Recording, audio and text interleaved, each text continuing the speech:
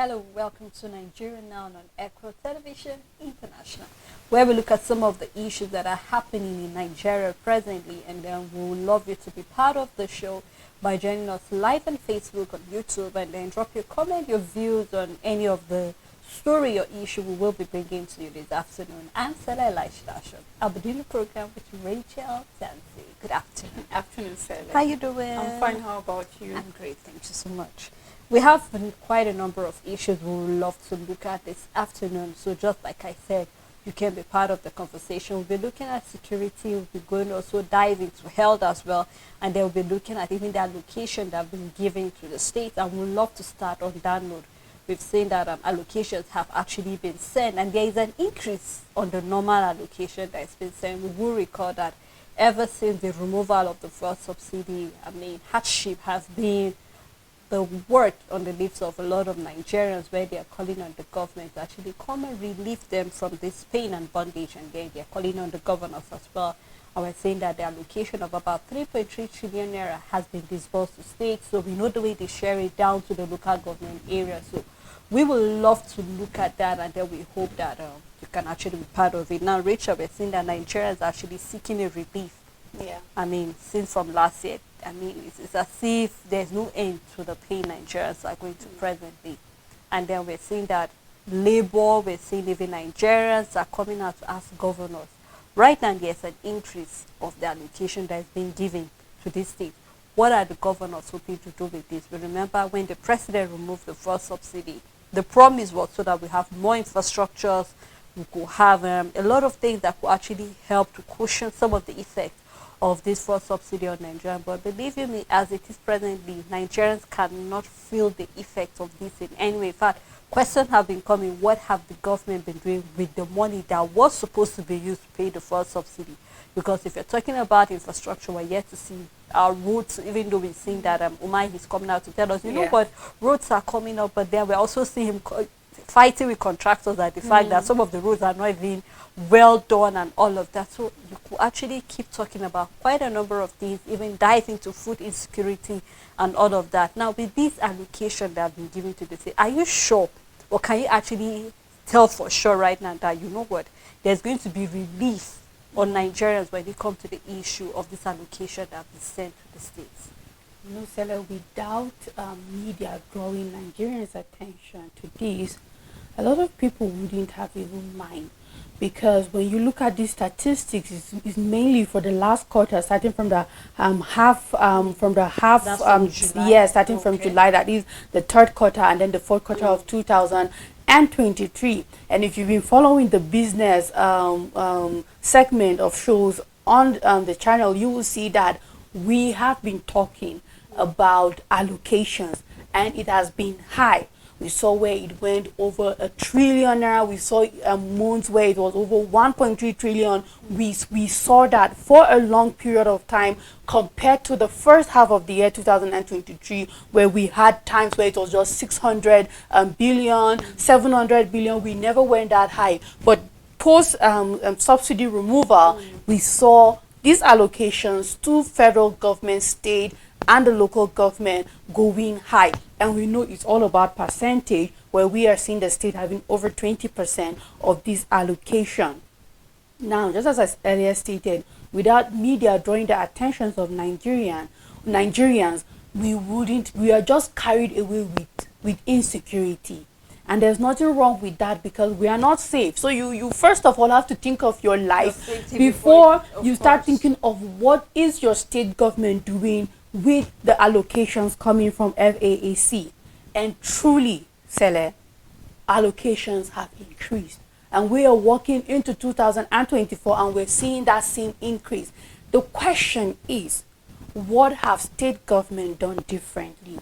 Now, this is where we will always hammer on leadership, because we saw states like Osun and the rest, and Ogun, where the governors were giving relief, 10,000 naira to workers. There were buses, free ride, days of work. 4 days, 3 days as well. We saw that, whereas we are not seeing same in other states. And yet, if this allocation increases, it's not just for one state, it's for every state. So if, for example, in December,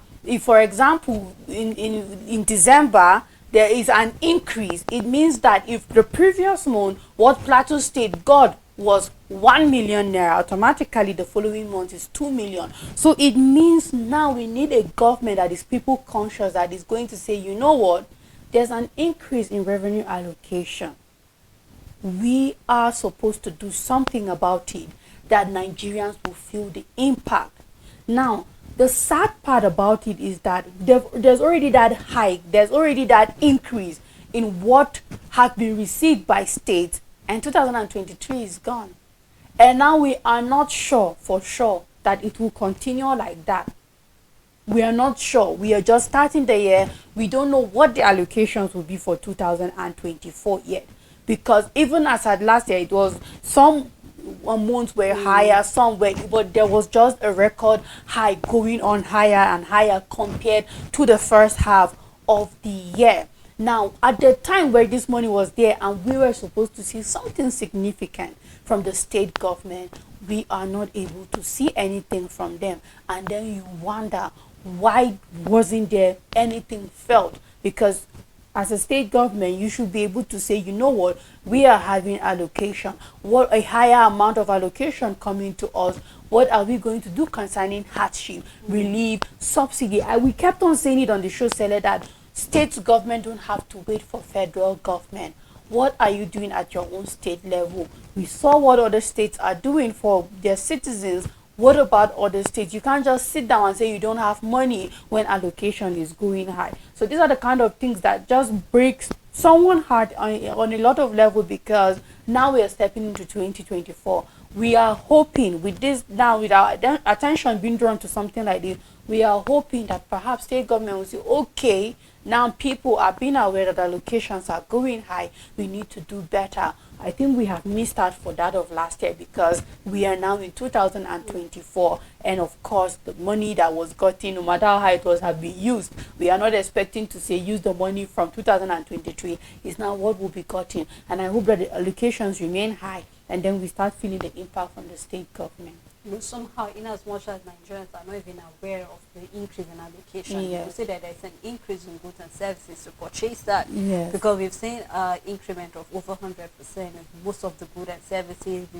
We mentioned that of the protests in Niger State. We're seeing the First Lady coming out with 5 million naira giving to women farmers to actually start something. And then we're seeing a lot of people trying in their own way. You rightly mentioned some of the state governors that we're seeing trying to see what they can do on their own level. Of course, we cannot say all the states are the same, because some of the states have their own state revenue, the way they generate.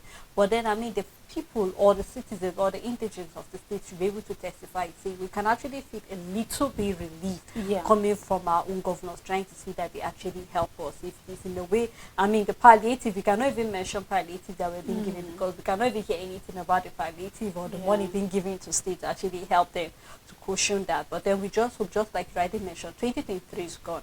We are waiting on 2024. We hope that the governors will be smarter and wiser. If you do not want any protest to work in your own state, then you have to do the right thing. Now we're seeing that, still talking about the fact that Nigerians are not really concerned with education, but with security. We're seeing that again, government actually abducted some travelers on their way coming back from the east, and then are going to Abuja, and then they kidnapping Kogi State, and then a number of people are coming out. In fact, the security agents were not aware until one of the husbands of one of the victims went on X to actually express the fact that these kidnappers have actually called him and demanded for 50 million naira for his wife, because she's part of the people. We're seeing that vigilantes, hunters, everybody's trying his best to actually get into the forest to see what they'll be able to do. Now, just barely few weeks, we saw that the kidnapping of the Ekiti students and teachers. We saw the killing of 2 monarchs.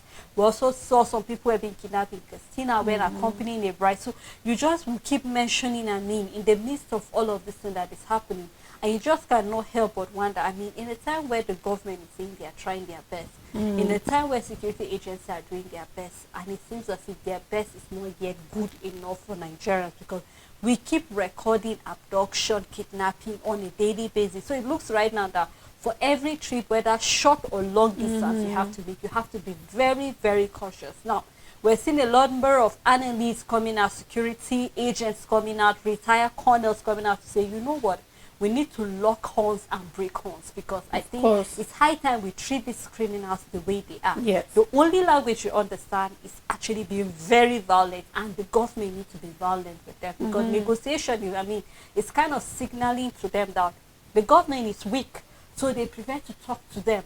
But I do not think these people, I mean, understand the talking language. The language they understand better is to be very violent and very aggressive to them. And I think that is the approach the government needs to take, because it seems, I mean, the approach the government has been taking for these years that we've been having this issue. And it seems these people are having a swelter. Remember when we saw the demand coming from them just to release the students of Ekiti. Imagine you asking for fried rice, asking for wine, asking for... You really have so much guts to demand for that thing. And then you wonder how, because you remember the parents were telling us they had to trek long distance to get to these people. That is to say, these people actually have a place they are staying. They do. So what is the government doing to make sure you be able to locate this? We know, yes, I mean, they have been quite successful in trying to, you know, get these people to book. But I think the government seems to be very, very slow, Rachel, if you ask me. And I think that time is not on our hands. I mean, talking about the government to be able to keep walking as if we're actually afraid of these people, because I keep saying the only powerful person is the president. So I wonder why we're having this issue of abduction, kidnapping, and then these people are just having a swell time cashing out on Nigerians when we say we do not even have the money. We're crying for hardship, and then here we are having abduction and kidnapping on another hand again. So that they are having a nice time, a very, very nice time. As it is now, I believe that kidnappers are living, are one of the rich people in Nigeria as it is now, literally. Because you're just sitting down, kidnapping people, killing some, and you get millions and millions of naira given to you. You ask for Indomie, you're being given. You ask for drugs, you get it at the platter of gold. I mean, isn't that the life? You are doing crime and you are having a lot of money. That's what it is now. And is just unfortunate that when it comes to kidnapping, is a difficult one, even for our military or police or security agents. That is why I keep saying that the only way is being 10 steps ahead of them, 20 steps, 100 steps. As long as there are hostages involved, it becomes tricky. Once you use force, those lives are in danger. They are going to be lost, because they would rather, of course, they would rather kill their hostage and run away and forfeit the 15 million, the 100 million, and try again another day once you use force. And there is a hostages involved, so they will use them as shield. And the aim is to have zero casualties, is to be able to take back these people back to their loved ones. But then, how do we fight it? It's just being 10 steps ahead of them, 100 steps ahead of them. You see activities, and that's why I said, if we will do our job 100% in this country, we will not be where we are. It's just but a result of someone sleeping on their job. This hideout that they stay is not an unknown area. They don't live in the air. They don't live in clouds. They live on land. And it's expected that security agents, personnel have information intelligence and know every landmark and landmark. They know they have trackers. They know people who will be able to say route to this, find their way out, go in here, go out there, and be able to have information, secret information that will tell you, okay, we saw, Misela, it's a lot of work. I keep saying I'm not a security, I've never been trained, I don't know all of these things. But with the little way I understand that, you know what, this is how security work for you to be above certain things. It's just being ahead. If you're not ahead, we will continue to see this unless you are ahead, because there is a pattern, and that is where the decoding comes from. They form an ally. Even when it comes to kidnapping, banditry, there is an ally. There is a collaboration to carry out these things. You won't. It's not different people that are operating in certain areas. It's not, because when it comes to crime, it's also territorial. So it will be the same group and gang of criminals that will be terrorizing people on Kaduna Road. It will be the same group of criminals that will be terrorizing people on Kogi Road. It will be the same group of criminals that, so once you are able to get one, you'll be able to get the rest of them. That is how to be ahead. That is how to be ahead. Whatever measures you're going to put, it's about being ahead, because they collaborate to carry out these things successfully. One person cannot pull it off. Two people can. Three, no.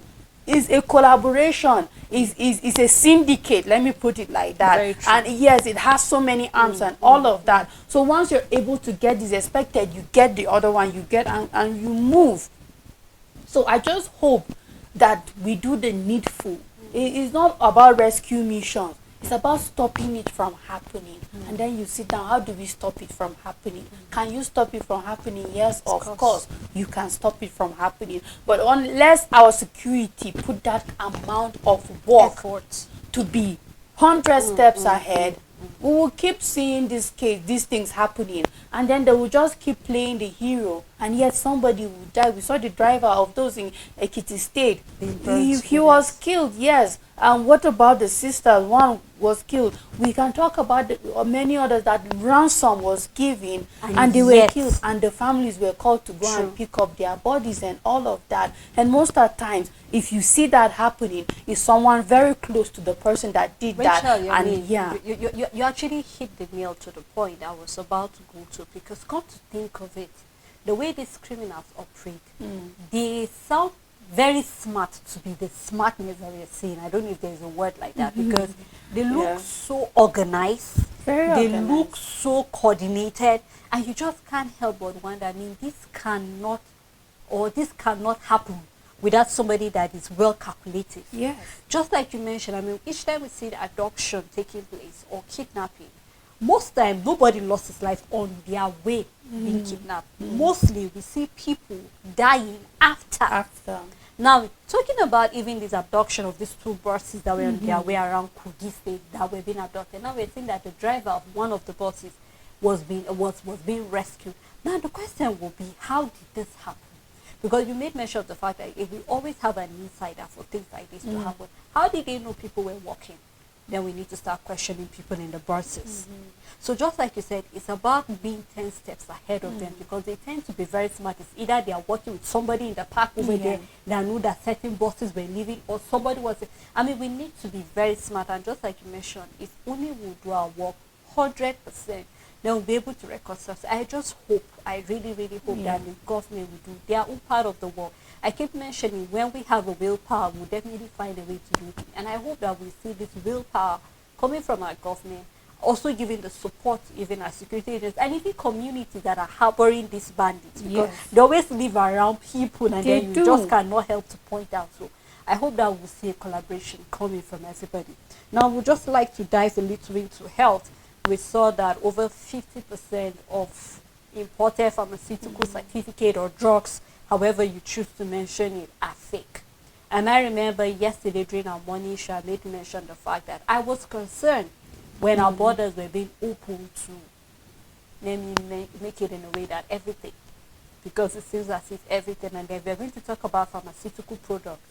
Most of the drugs we consume here are coming from South Asia. And so here we're seeing NAFDAC coming out to express that, you know what, for most of these companies that are coming in, and we're supposed to have like a test for some of these products before they get to the country.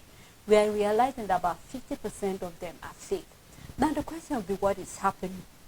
You made mention somebody somewhere sleeping on his YouTube, and that is the same thing here, Rachel, because we're seeing the Director General of NAFDAC coming out to tell us that this is what they have been encountering, the fact that some Nigerians have decided to take it upon their hands and then consult other companies. They made mention of some countries, which I feel need to really, really verify. Now, what are we going to do? You remember yesterday during the morning show, we saw the fact that we have a lot of fake products in the country, and I just mention anything from skin products to food stuff to almost everything we do not verify as fake. Now we're seeing here, NAFDAC is limiting it to just drugs. Now we are yet to get into other things that are fake, talking about products of skin and the likes of it. Now, what is the government doing? We saw yesterday concern concerning the issue of cancer, which I feel that this is a really, really big challenge for the government. And then somehow you just can't help to see, is the hands short? Are customs not doing their right job in clearing of things from the border? What really is the problem that we're seeing that over 50% of pharmaceutical products can make it to the country, and then we did not check. It is on getting here that we're discovering that these things were already fake. So how can the government curtail these things? Because it's really a thing of concern where we're seeing even a hike in the prices of drugs in the country presently. I mean, Tele, that's a sad part of it. We have over 150% hike in prices of pharmaceutical products, and then just for you to realize that what you consume is not authentic, is not effective, and all of that. I think that's one of the challenge we're having. We see the sizes of our drug we're using is 500 milligrams, and then you're consuming it, and it's almost like, is this paracetamol working at all? And all of that. Now, this certificate of pharmaceutical product is from World Health Organization. And now the Director General did not say when they started the scheme, the pre-testing and before shipment scheme, which you go to the country that has the certificate, that is a member state with you, and then you test it. Is as a result that they discovered that over 140 drugs that come to us don't even have it. Now that is just, we don't know when they started, but imagine without them starting this scheme, how many have been coming. Now I believe that this is where the problem is. If you have majority of your drugs coming from Southeast Asia, your pharmaceuticals coming from there, and then you just have to sit down and wait for them and rely on what they bring to you, your certificate, then that is where the laxity is. That is where the sleeping is. It means, right, that the way we have a Nigerian embassy in China, in America, in the US, that is how we are supposed to have a fully functional NAFDAC office in the countries that are bringing drugs to us. That is, we are not sitting down to wait for their certificate of pharmaceutical product coming and it's fake from, but that we, even without it, we are on that end making sure that what is coming to us, we have our agents. We've gone there to verify, to check that what they are sending to us are not actually, substandard. Exactly, fully stationed there. And this is where you see that where the Nigerian government is supposed to be putting money and investing money, because without funds, NAFDAC cannot do that. Exactly. Where we are mischanneling, misappropriating our funds, and then you keep saying, okay, now who is the finger pointing back at? This scheme just started and it needs to be full. And then also for people that are also making it difficult for NAFDAC, you go there and then you come and then you bring these drugs, and then because you have been certified to bring in certain drug, you bring other drugs, and then before you know it, these drugs are substandard, they are not up to quality, they are not effective. And it's not just a Nigerian problem, it's Africa. It's a problem we are facing all around. Why? Because in Africa, we are relaxed in doing certain things, in following standard procedure.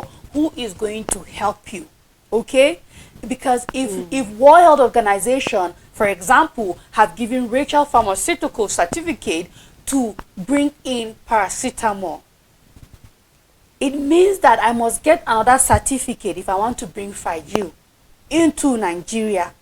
Now, when you allow these other countries to get one certificate, and then when they are sending paracetamol to you, they are sending antibiotics, they are sending pain reliever, they are sending cough syrup, they are sending all of, no, World Health Organization have not approved those other products to come to you. But then, who is responsible at the border clearing these products, saying, okay, you know what, we only have this certificate for this product, but now we are seeing this other product coming from this pharmaceutical, and then you are allowing it in for all this period of time. You wonder how long have we been consuming fake drugs. Exactly. of substandard drugs. And God helping us, because we have the adage, disease no they kill African man. For some reason we've been surviving it.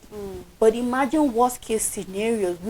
We've seen that. We've heard of it. A lot of people we've lost exactly because of all of these things. So I just hope that with what NAFDAC is doing, that they improve. That the government puts funding into it. Well, since we've said we are just going to keep consuming, then let's consume right. The right things. And well, exactly. Let's do the needful. Let's do what is expected of us, and let's stop endangering the lives of Nigerians, because with time, it's going to be worse than what it is. Just as you said, the fear is for us to be a dumping ground. Now, they might be careful. For the companies that are having this fake, they might be careful. They'll say, okay, you know what, I must make this drug to have quality in as much as I don't have my certificate. But it will get to a point where they will not be careful, because they know everything goes into Nigeria. They don't have quality assurance, exactly. And actually looking. So I just hope that the work that is supposed to be done will be done. Yes. You know, there was a time where when you purchase any drug, you get to see a seal, and then you're being asked to type in this number just to verify. I think that was a good thing they started, but I think they can go beyond just that, because by that time it's already in the country, so it's just for you to have a seal on it. But just like you rightly mentioned, I think it's the NAFDAC need the funding that is needed. Let's just have offices over there. Let's verify. Let's go down to those companies and see how they do make all those drugs, and then how they send it. Because our system and theirs are even different. So what we consume is actually different. So well, Rachel, thank you so much for doing this program. And also thank you to our viewers and supporters for keeping a moment with us on this program. Until we come your way again tomorrow, do have a blessed day ahead.